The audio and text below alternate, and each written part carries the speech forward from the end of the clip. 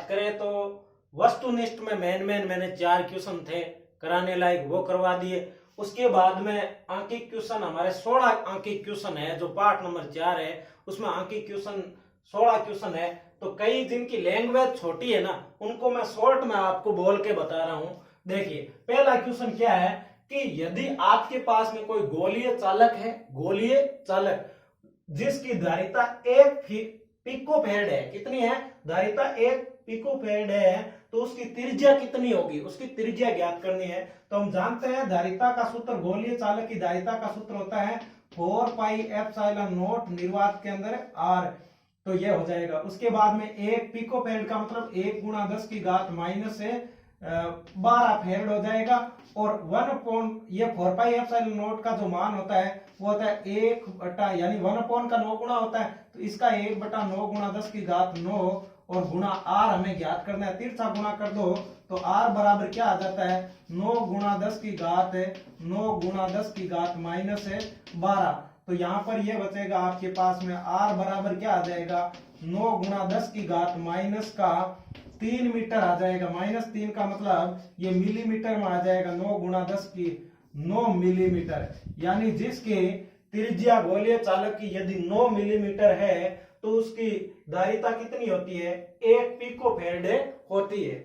उसके बाद में क्वेश्चन नंबर 2 कह रहा है कि एक समांतर प्लेट संधारित्र है, समांतर प्लेट संधारित्र जिसकी प्लेटों का क्षेत्रफल 100 सेंटीमीटर स्क्वायर है, 100 सेंटीमीटर स्क्वायर है। तो मैं इसको बदल लेता हूं 100 गुणा 10 की घात -4 में, यानी -4 मीटर स्क्वायर, यानी मैं कह सकता हूं 10 की घात -2 मीटर स्क्वायर। ये तो एरिया दे रखा है। और ये कह रहा है कि प्लेटों के मध्य जो विद्युत क्षेत्र की तीव्रता है, विद्युत क्षेत्र की तीव्रता E बराबर 100 न्यूटन पर कूलाम है, जो SI में दे रखी है। अब कह रहे हैं कि प्लेटों पर आवेश का परिमाण क्या होगा, क्यों पूछा है। तो हम क्या जानते हैं E बराबर प्लेटों के मध्य विद्युत क्षेत्र होता है सिग्मा बटा एप्सिलॉन नॉट, या इसी को मैं लिख सकता हूं E बराबर सिग्मा पृष्ठ आवेश घनत्व होता है Q बटा ए लिख के ए एप्सिलॉन नॉट। ये विद्युत क्षेत्र होता है Q बटा ए एप्सिलॉन नॉट विद्युत क्षेत्र होता है।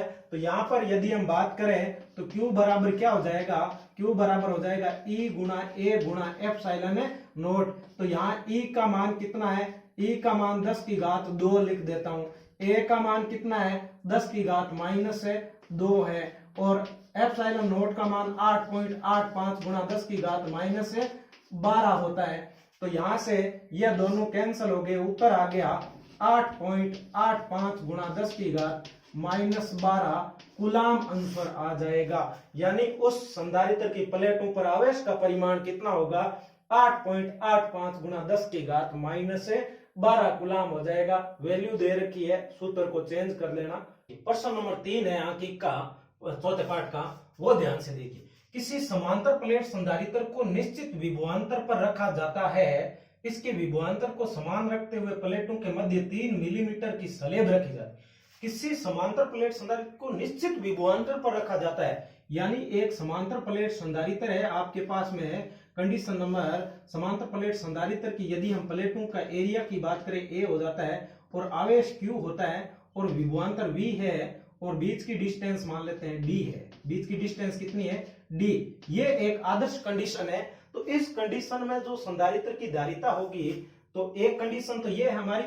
उसके बाद में यदि हम बात करें तो इसके विभवांतर में समान रखते हुए प्लेटों के मध्य, अब क्या किया V तो पहले की जैसा समान रख दिया, यानी V के मान में कोई परिवर्तन नहीं किया, और प्लेटों के मध्य 3 mm की, यानी 3 मिलीमीटर की एक मोटाई की आपने पैरावैद्युतांक एप्सिलॉन r की और 3 मिलीमीटर मोटाई की पट्टिका रख दी, और प्लेटों के मध्य की दूरी 2.4 मिलीमीटर बढ़ानी पड़ती है। इसका मतलब क्या हुआ, पहले D थी तो अब जो दूरी D डैश करनी पड़ी, हमें दूरी क्या करनी पड़ी D डैश करनी पड़ी। इसका मतलब यदि आप D डैश में से, यानी एक डिस्टेंस मान लो पहले D थी अब D डैश है, थोड़ी बढ़ानी पड़ी, पहले वाली घटाए, तो इसका मतलब D डैश माइनस D का अंतर दे रखा है आपको कितना, वो कह रहा है कि 2.4 मिलीमीटर आपको डिस्टेंस बढ़ानी पड़ी, यानी ज्यादा बढ़ा दी। कितनी बढ़ा दी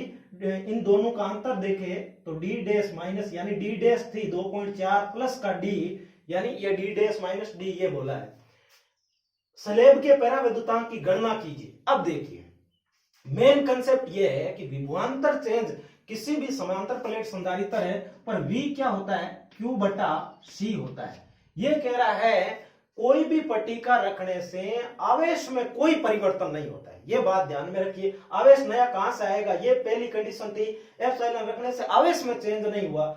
अब ये कह रहा है कि विभव में चेंज नहीं होना चाहिए, विभव में चेंज नहीं होना चाहिए। इसका मतलब क्या हुआ, क्यू तो बदल नहीं रहा, अब हमें सी को भी नहीं बदलने देना है। कहने का मतलब यह है कि पट्टिका रखने पर डी डैश इतनी बढ़ानी पड़ी और धारिता में कोई चेंज नहीं हुआ।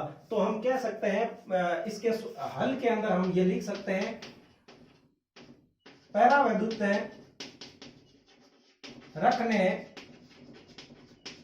पर आवेश में कोई परिवर्तन नहीं होता है, आवेश में कोई परिवर्तन नहीं होता है, कोई परिवर्तन नहीं होता है। अतः प्रारंभिक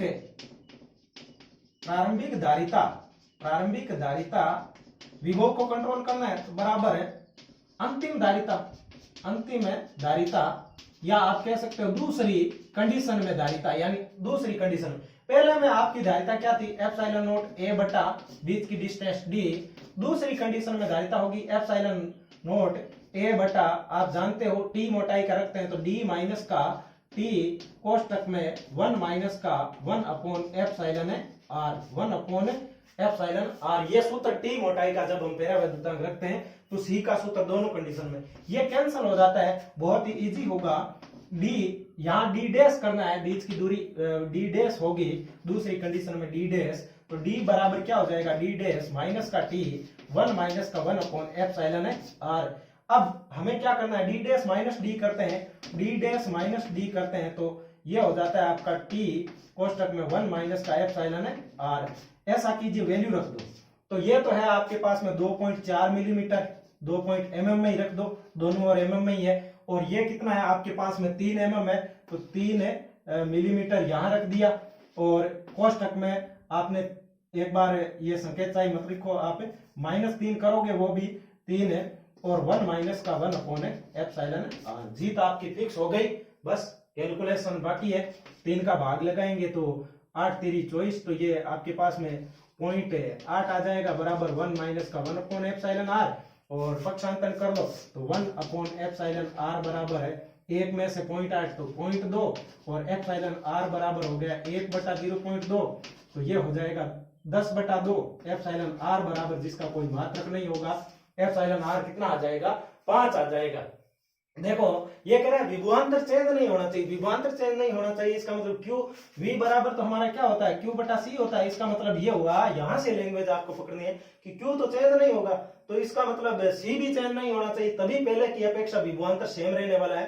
तो इसका मतलब धारिता वही रहेगी जो पहली कंडीशन में हमारी धारिता वो प्लेट रखने के बाद में भी धारिता वही रहेगी। दोनों धारिताओं की कंपेरिजन कर दी बस, डी बराबर डी डैश और बाकी आपको बोल रखा है कि ये इतनी वर्दी हो जाती है, ये 2.4 ये डी मोटाई का 3 का हो गया, एप्सिलॉन आर ज्ञात करना है, कैलकुलेशन आगे कह रहा है। एग्जांपल नंबर 4 बहुत इजी है। एग्जांपल नंबर 4 कह रहा है कि एक C1 धारिता 2 माइक्रोफेड का है, C2 है 4 माइक्रोफेड का। अब इसे एक बार सीरीज में जोड़ा जाता है और एक बार समांतर में जोड़ा जाता है तो सीरीज में तुल्य धारिता और समांतर में तुल्य धारिता का अनुपात बताओ। तो CS बराबर ज्ञात करते हैं तो CS का सूत्र आप जानते हो C1 C2 बटा C1 प्लस C2। तो यहाँ पर है 2 गुणा 4 बटा 2 प्लस का 4 तो ये हो जाएगा आपके पास में 8 बटा 6। इनको काट दो आप 4 बटा 3 माइक्रो यानी CS आ जाएगा 4 बटा 3 माइक्रोफेड आ जाएगा। CP ज्ञात करते हैं, CP कैसे ज्ञात करते हैं सीधा C1 प्लस C2 ज्ञात करते हैं तो C1 प्लस C2 यानी 2 और 4 सीधा जुड़ जाएगा, 2 और 4 कितना हो जाएगा 6 माइक्रोफेड हो जाएगा। अब ये पूछ रहा है इन दोनों का अनुपात तो CS बटा CP बराबर CS है 4 बटा 3 और गुणा CP कितना है बटा में आएगा तो 6। तो यहाँ से और आप 2 से यदि इसको काटना चाहते हैं तो आप काट दीजिए, ये 2 और नीचे बचेगा 3 तो 2:9 आ जाएगा। कितना आ जाएगा? 2:9। एक इजी सा क्वेश्चन था। इस C1 और C2 दे रखा है, एक बार सीरीज में जोड़ा जाता है तुल्यधारिता और CP समांतर में जोड़ा जाता है तो तुल्यधारिता, इन दोनों का अनुपात निकालो तो दोनों का अनुपात कितना आ जाएगा? 2:9 दोनों का अनुपात आ जाएगा। ठीक है, उसके बाद में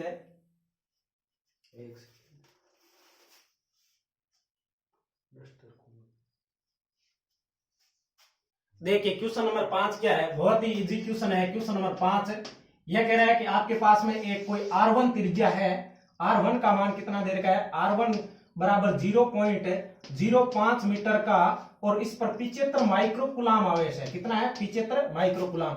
दूसरा आपके पास में एक कोई चालक गोला है जिसकी त्रिज्या R2 दे रखी है 0.80 मीटर है, और इस पर भी कितने कुलाम का आवेश है? 75 माइक्रोकुलाम का आवेश है। अब आपको क्या करना है, यानी 75 माइक्रोकुलाम R1 और R2 चालक गोले हैं। अब इनको एक तार से जोड़ दिया जाता है। दूसरी कंडीशन है, जब इनको तार से क्या कर दिया जाता है? जोड़ दिया जाता है, तो एक तो आपको उभयनिष्ठ विभव बताना है। एक क्या बताना है? उभयनिष्ठ विभव बताना है। और इस चालक गोले का नाम हम A दे देते हैं, इसका नाम क्या दे देते हैं? B दे देते हैं। चालक गोले पर आवेश कितना हुआ? Q1 dash. जैसे ही जोड़ेंगे आवेश में परिवर्तन होगा, आवेश एक दूसरे पर जाएगा, इस पर आवेश क्या हो जाता है? Q2 डैश हो जाता है। तो इसने पूछा है, एक तो उभयनिष्ठ विभव V का मान क्या होगा? उभयनिष्ठ विभव V का मान क्या होगा? और दूसरा A से B पर आवेश का स्थानांतरण कितना हुआ, यानी आवेश में परिवर्तन की मात्रा कितनी हुई? आवेश में परिवर्तन कितना हुआ, ये आपको निकालना है। यानी कहने का मेरा मतलब है, पहले V निकालिए, V निकालने के बाद में Q1 डैश आएगा, तो ये 75 में से कितना कम हो गया, और Q2 डैश है वो 75 से कितना ज्यादा, ये बात आपको देखनी है। Q1 डैश और Q2 डैश ज्ञात करके दोनों का अंतर निकालना है। तो देखिए कौन से गोले से चार्ज कौन से पर गया, ये बात आपको देखनी है। तो सर्वप्रथम उभयनिष्ठ विभव निकालेंगे। V बराबर होता है कुल आवेश उभयनिष्ठ विभव कुल आवेश बटा कुल धारिता। तो कुल आवेश तो 75 कितना हो गया? 150 माइक्रोकुलाम, यानी 150 माइक्रोकुलाम का 10 की घात माइनस का 6 कुलाम हो गया। उसके बाद में बटा में कुल धारिता की बात करें तो धारिता क्या हो जाएगी? C1 प्लस C2 हो जाएगा। अब धारिता का सूत्र थोड़ा ध्यान में रखना पड़ेगा। यहाँ 150 गुणा 10 की घात माइनस 6, और इसका सूत्र होता है 4 pi epsilon not. 4 pi epsilon not पहले की त्रिज्या R1 और 4 पाई एप्सिलॉन नॉट है दूसरे की त्रिज्या R2। 4 pi epsilon not common ले लो, 150 गुणा 10 की घात माइनस 6, तो ये कॉमन जैसे ही आएगा 1/4 पाई एप्सिलॉन नॉट कॉमन ले लिया, और R1 प्लस R2। ठीक है, उसके बाद में ये 150 गुणा 10 की घात माइनस का 6, और इसका 1/4 पाई एप्सिलॉन नॉट का 9 गुणा 10 की घात 9 मान होता है, और R1 प्लस R2 यानी 0.05 से 0.10 जुड़ के क्या हो जाएगा?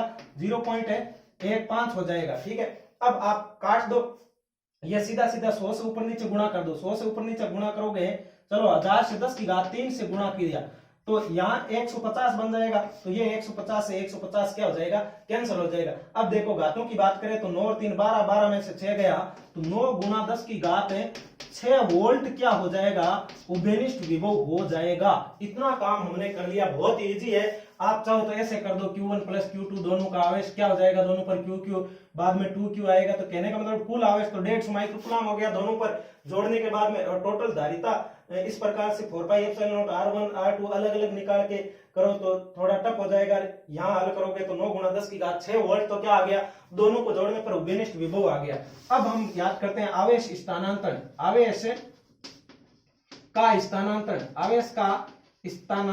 आवेश का स्थानांतरण की बात करें तो ये पहले हम Q1 डैश और Q2 डैश निकाल लेते हैं।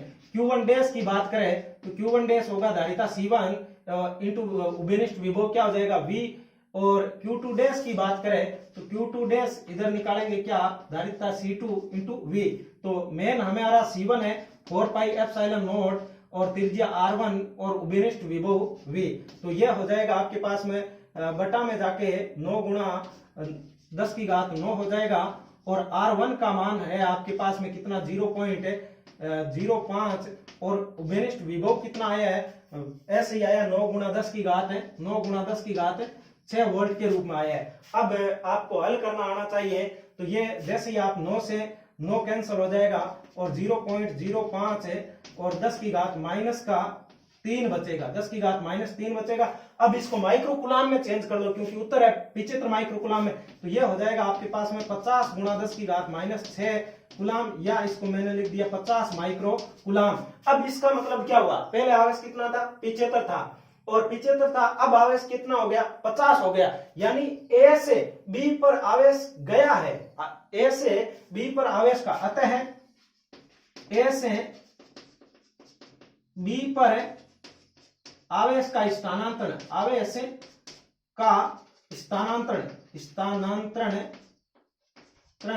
Q बराबर कितना हुआ है, यदि आप आवेश का स्थानांतरण की बात करें Q डबल डैश निकाल लो तो 75 माइक्रो कूलाम में से 50 माइक्रो कूलाम, तो यहां से आवेश का स्थानांतरण कितना हो गया 25 माइक्रो कूलाम, यानी इस ए से बी पर, बी बड़ा है यानी त्रिज्या ज्यादा है, तो ए से जो पानी है या आवेश है वो बी पर 25 माइक्रो कूलाम चला गया।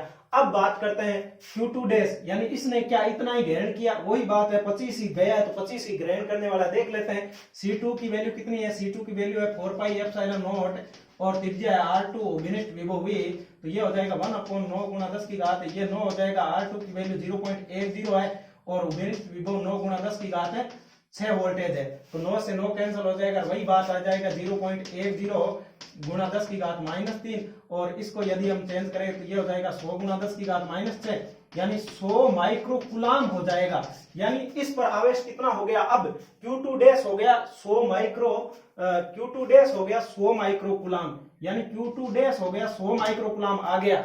अतः आवेश ग्रहण कितना किया, तो B ने आवेश ग्रहण किया, B ने आवेश, या ऐसे लिख सकते हो B ए से B पर आवेश प्राप्त आवेश, तो पहले था कितना 75 था, अब 100 है, 100 में से 75 निकाला तो कितना हो गया 25 माइक्रो कूलाम।